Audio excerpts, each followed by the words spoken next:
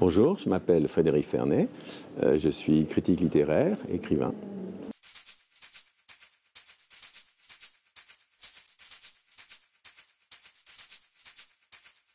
Ah oui, c'est des questions massives, quoi.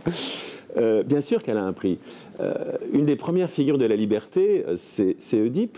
C'est quelqu'un qui ne veut pas faire ce qu'on lui prédit, à savoir assassiner son père et coucher avec sa mère, et donc il va vouloir fuir, échapper à son destin, et tout ce qu'il fait le précipite vers son destin. Donc la liberté, c'est évidemment une notion très ambivalente,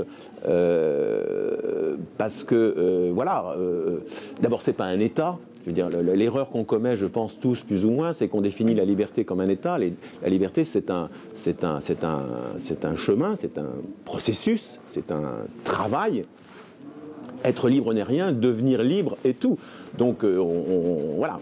Donc c'est une aventure, ça reste une aventure, mais peut-être, en se souvenant d'Oedipe, est-elle tragique.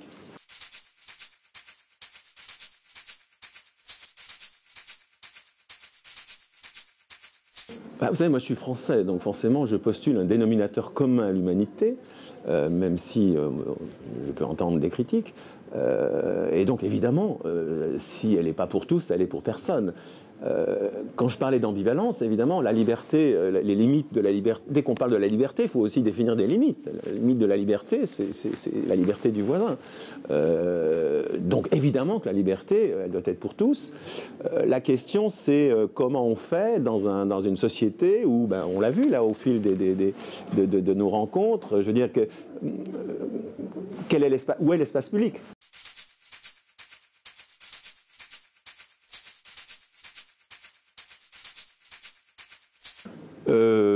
Aimer rend libre. Mourir peut-être rend libre.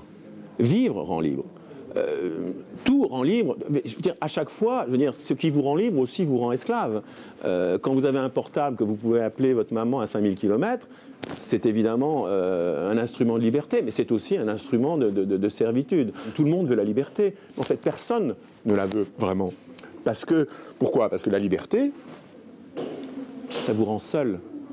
La liberté, le prix de la liberté, c'est la solitude. Il y a un texte de Rousseau aussi magnifique, puisque Rousseau était aussi un de ceux qui a bien anticipé sur ce qu'allaient être nos apories, les complications de la vie dans une société démocratique.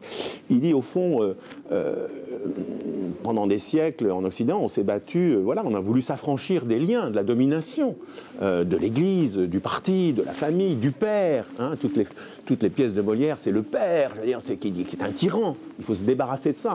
Et puis aujourd'hui, on se dit, mais on veut fabriquer du lien. Ben oui, on est dans cette espèce Donc l'homme moderne, selon Rousseau, c'est celui qui veut être libre, affranchi de tout lien, pour pouvoir être seul.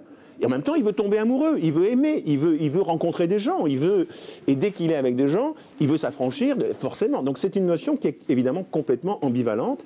Il faut assumer ça. Il n'y a pas le bien et le mal. Voilà, c'est comme le Tao, quoi. Je veux dire, ça tourne, ça se touche, mais la liberté, évidemment, que le prix de la liberté, c'est la liberté.